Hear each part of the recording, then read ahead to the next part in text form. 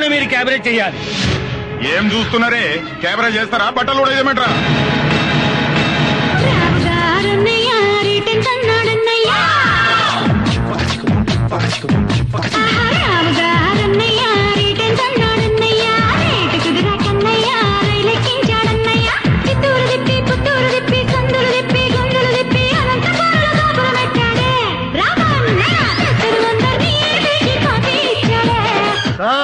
కాపాడండి అయ్యా, మమ్మల్ని కాపాడండి. మమ్మల్ని కాపాడండి సార్. మా ఇంట్లో ఆడవాళ్ళు రోడ్డు మీదకి లాగి డ్యాన్సులు చేస్తున్నారు సార్. మమ్మల్ని కాపాడండి సార్. వాళ్ళు చేసే అవమానాలు దౌర్జన్యాలు సహించలేకపోతున్నాం సార్. మమ్మల్ని రక్షించండి సార్. మీ పోలీసులే లేకపోతే మేము ప్రజలు బతకలేవు సార్, బతకలేవు సార్. మీరు రావడం ఆలస్యం అయితే మా మాన ప్రాణాలు పోతాయి సార్. మీరు అర్జెంట్ గా రండి సార్. అర్జెంట్ గా రావాలరా మీకోసం.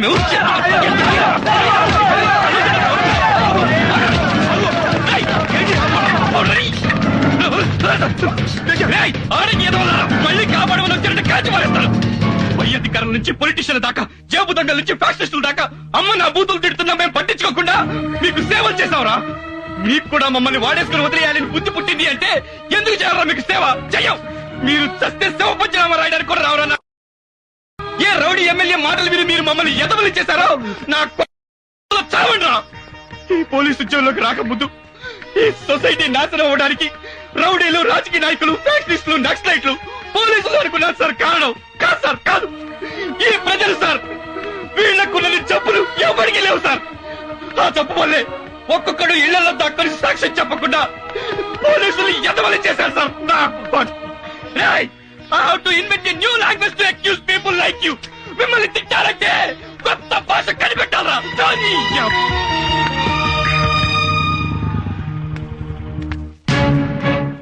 ఎవర్రా ఇళ్ళు? నా భార్య బిడ్డలు. నీకు పెళ్ళం కావాలా, కూతురు కావాలా? అదేంటండి? ఏ డిసైడ్ చేసుకోలేకపోతున్నాడు గానీ ఇద్దరిని తీసుకురంట.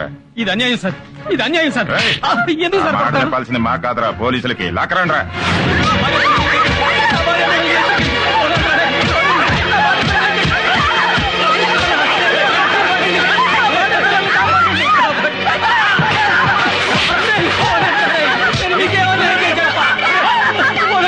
పోలీసులకు ఫోన్ చేస్తాను. హలో హలో, ఎవడో ఎక్కడేంట్రా? ఏమైపోయారా? ఎక్కడ తెచ్చారా అందరూ? మా ఎమ్మెల్యే గారు దేవుడ్రా, ఆయనకి ఫోన్ చేస్తాను. నేను చెప్పుకోవాలరా బాబు. హలో హలో, ఏమయ్యావరా దరిద్రుడా? ఏం చేస్తున్నావురా? ఎత్తవేంట్రా? చచ్చావురా? నువ్వు కూడా చచ్చిపోయావా? ఏమయ్యారా నాయకులారా? ప్రభుత్వమే పట్టించుకోకపోతే మేము ఎవరితో చెప్పుకోవాలరా? మిమ్మల్ని ఎమ్మెల్యేలు చేశాం, మంత్రులు చేశాం, ముఖ్యమంత్రులు చేశాం. మీ ప్రభుత్వం ఏం చేస్తుందిరా? సమాధానం చెప్పండిరా. మేము నీటి పన్ను కడుతున్నాం, రోడ్డు పన్ను కడుతున్నాం, ఇంటి పన్ను కడుతున్నాం. మా బతుకులు ఎవరితో చెప్పుకోవాలరా? మేము బతికి బట్ట కట్టాలంటే ఎవరి కాళ్ళు పట్టుకోవాలరా? ఎవరి సంచనా కాలరా? చెప్పండిరా. ఎవరిది చెప్పండి, సమాధానం చెప్పండి. గుండాలు, రౌడీల నుంచి మమ్మల్ని ఎవరు కాపాడతారండి?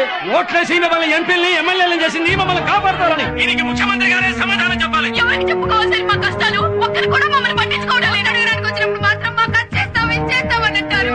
ఇప్పుడు రౌడీలు మా ఇళ్ల మీద పడి దౌర్జన్యం చేస్తుంటే ఒక్కరు కూడా ప్రజాప్రతినిధులు ఎవరు పట్టించుకోకపోవడంతో రాష్ట్ర వ్యాప్తంగా ప్రజలు ఎవరికి Government servants, doctors, lawyers, senior citizens are being suffered by local rowdies. So government has to take severe action to control these circumstances. Andhra Pradesh में गुंडागिरी से सारे हॉस्पिटल्स बंद किए गए हैं. మహిళలపై జరుగుతున్న దాడుల వల్ల పలు ప్రాంతాలు అల్లకల్లోలంగా తయారయ్యాయి. ఈ అకృత్యాలు భరించలేక ప్రజలు బయటకు రావడానికి భయపడుతున్నారు. ఒంటరిగా వెళ్తున్న వారిపై దుండగులు అఘాయిత్యాలకు పాల్పడి దోపిడీలు, దొంగతనాలు చేస్తున్నారు. ఎదురు తిరిగిన ప్రజలను హత్య చేస్తున్నారు. ప్రపంచవ్యాప్తంగా ఉన్న ఆంధ్రులంతా ఆందోళన పడుతున్నారు. Due to the resignations of the police, the people of Andhra Pradesh are suffering with many problems.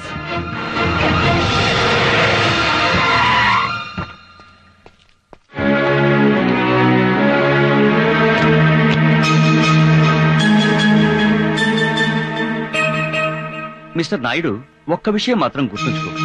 అఆల్ రానివాడు కూడా మంత్రి అయిపోయి ఐఏఎస్లను, ఐపీఎస్లను శాసిస్తున్నాడంటే ఆ తప్పు వాడిని ఎమ్మెల్యే చేసిన ప్రజలది కాదయ్యా. అసలు వ్యవస్థలోనే లోపాలున్నప్పుడు కేవలం ప్రజల మీద కోపం తెచ్చుకోవడం న్యాయం కాదు. ప్రజలు అమాయకులయ్యా. అతివృష్టి మూలంగానో, అనావృష్టి మూలంగానో, కరువులొచ్చినా, కష్టం వచ్చినా వాళ్ల బాధలేవో వాళ్లు పడుతూ బతుకుతున్నారే తప్ప దోపిడీలు చెయ్యాలనో, దోచుకోవాలనో, దౌర్జన్యాలు చెయ్యాలనో ఆలోచనే రాని మంచివాళ్లయ్యా ప్రజలు. అలాంటి ప్రజల్ని మా రాజకీయ నాయకులు మోసం చేసి మీ పోలీసులు నిందించి వాళ్ళ బ్రతుకుల్ని నాశనం చేయకండి. ఇదిగో నా రాజీనామా పత్రం. ఇంకెప్పుడైనా మా ఎమ్మెల్యేలు కానీ మా మంత్రులు కానీ మీ విధి నిర్వహణలో అడ్డుపడితే నేను శాశ్వతంగా రాజకీయాల నుంచి తప్పుకుంటాను. దయచేసి ప్రజల్ని కాపాడండి. మనమంతా వాళ్ల కోసం పనిచేసే సేవకులం అనే నమ్మకాన్ని ప్రజలకు కలిగించండి. రాజీనామా అక్కర్లేదు సార్. మాకు ప్రజలన్నా ప్రజాస్వామ్యం అన్నా చాలా ప్రాణం. Teja, yes sir. Suresh sir, ప్రజల్ని కష్టపెట్టే వాళ్ళు చించి ఊతికి ఆరేయండి. గో. Yes sir.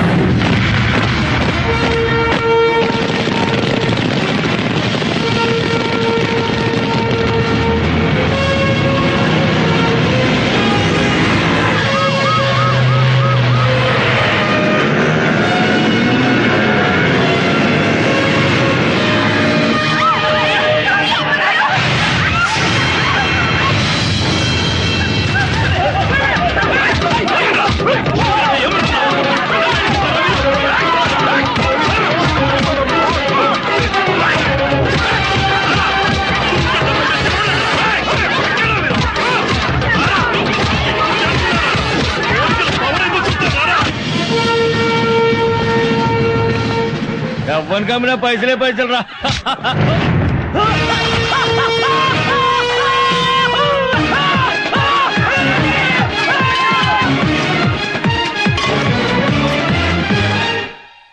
నమస్కారం అయ్యా. మమ్మల్ని ఏం చేయొద్దు.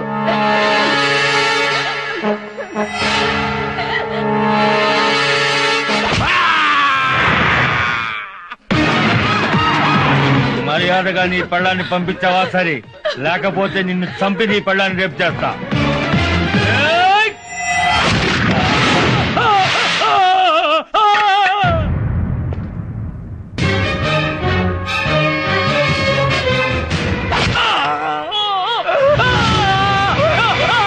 కోర్టు ఫైల్స్ అన్ని తగలబెడతారా? రే పట్టండి. జడ్జి గారి మీద చేస్తారా? రే నేను నీ కేసే శిక్షదేరా.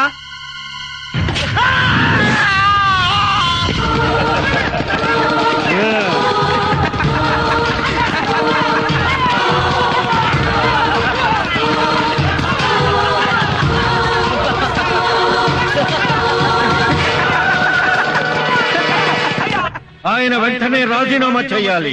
మళ్ళీ పోలీసులపై గౌరవం పెరగాలి. పోలీసులంటే మీకు అంత ఇష్టమా సార్? పోలీసులంటే భలే ప్రాణం తమ్ముడు నాకు. పోలీసులంటే అంత ప్రేమ ఉన్నవాళ్ళు ఒక పోలీస్ ఆఫీసర్ అతని కుటుంబాన్ని ఎందుకు చంపారండి? మీ రాజకీయాలకు ఎలా పనిచేశారండి? చాలా తప్పుగా మాట్లాడుతున్నావు తమ్ముడు. నేను పోలీసులను చంపటం ఏంటి? విమర్శించడానికి హద్దు ఉండాలి. సాక్ష్యంతో మాట్లాడండి. సాక్ష్యంతోనే వచ్చాను. మీకు చెంచాగిరి చేసినందుకు నన్ను బట్టలు ఒడదీసి చెప్పి పెట్టుకొట్టి నన్ను ఒక సిన్సియర్ ఆఫీసర్ గా మార్చాడే ఆ సర్కిల్ ఇన్స్పెక్టర్ మహేష్. మీ పొలిటీషియన్ చంకనాకినందుకు మా పోలీసులు ఉతికారేశాడే ఆ సర్కిల్ ఇన్స్పెక్టర్ మహేష్. మీరు ఎమ్మెల్యేగా ఉన్నప్పుడు లంగా పనులు చేసినందుకు మిమ్మల్ని రాజకీయ సన్యాసం చేయించాడే ఆ సర్కిల్ ఇన్స్పెక్టర్ మహేష్. బతికే ఉన్నాడు, సాక్ష్యంగా ఉన్నాడు, ఎక్కడే ఉన్నాడు చూడ.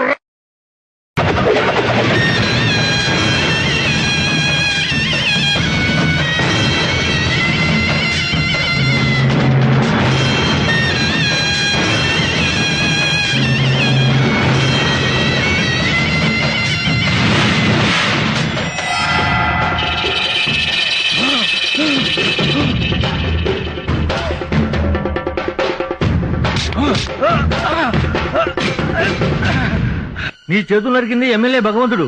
ఆ భగవంతుడు ఎవరో కాదన్నా, సిఐ మహేష్. భగవంతుడా!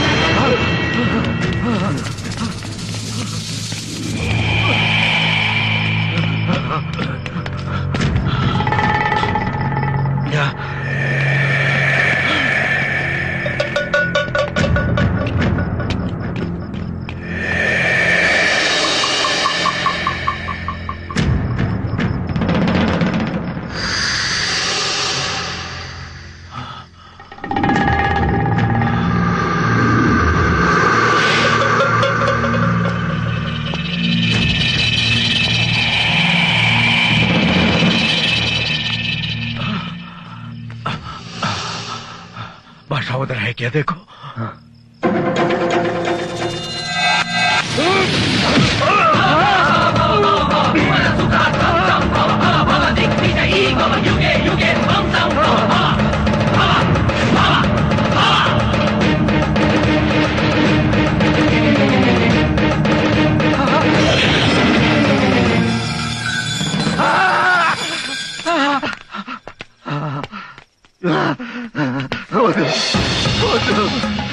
నన్ను చంపొద్దు, నన్ను చంపొద్దు, నీకు నన్ను పట్ట వద్దు, నన్ను చంపొద్దు, నన్ను చంపొద్దు, నీ కాళ్ళు పట్టుకుంటే నన్ను చంపొద్దు.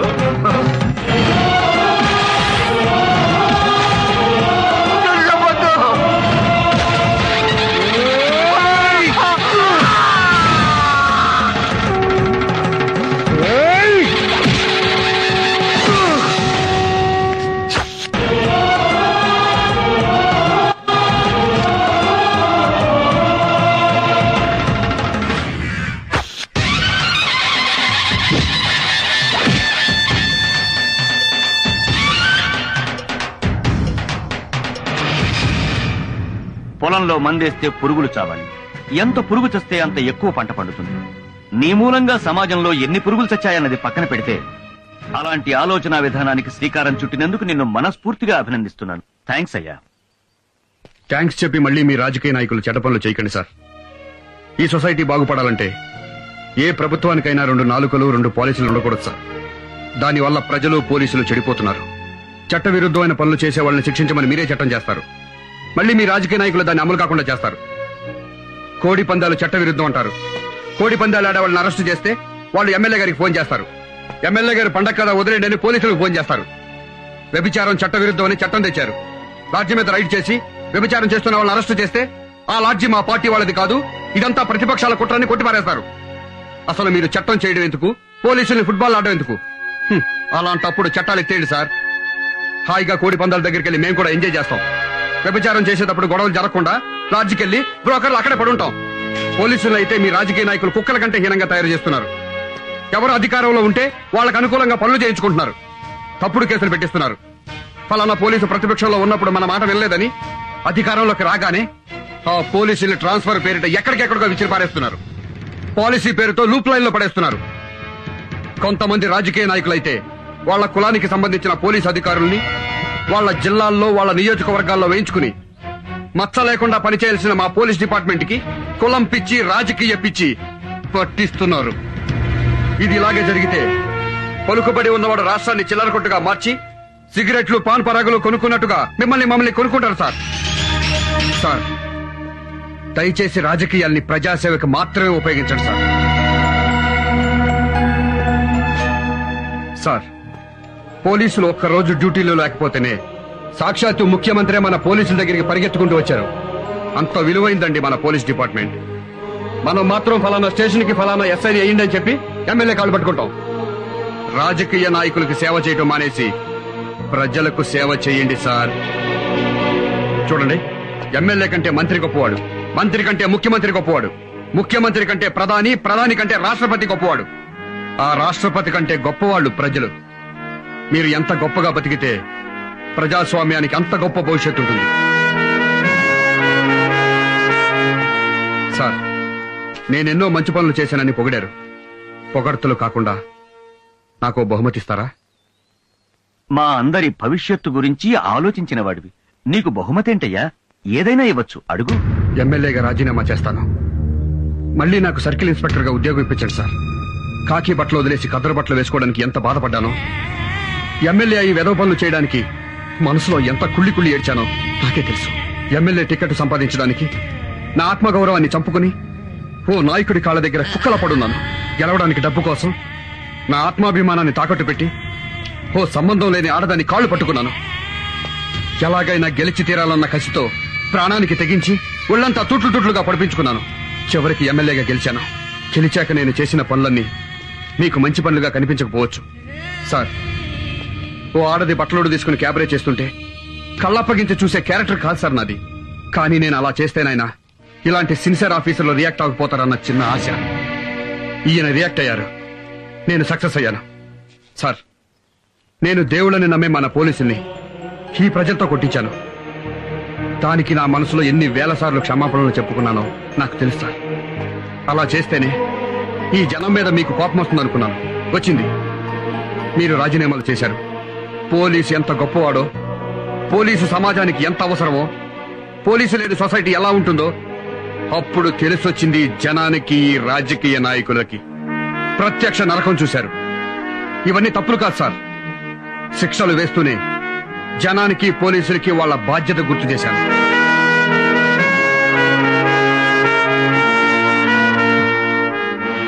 అమ్మ కడుపులో బిడ్డ ఎంత పవిత్రంగా ఉంటుందో యూనిఫామ్ లో ఉంటే నేనంత స్వచ్ఛంగా ఉంటాను సార్.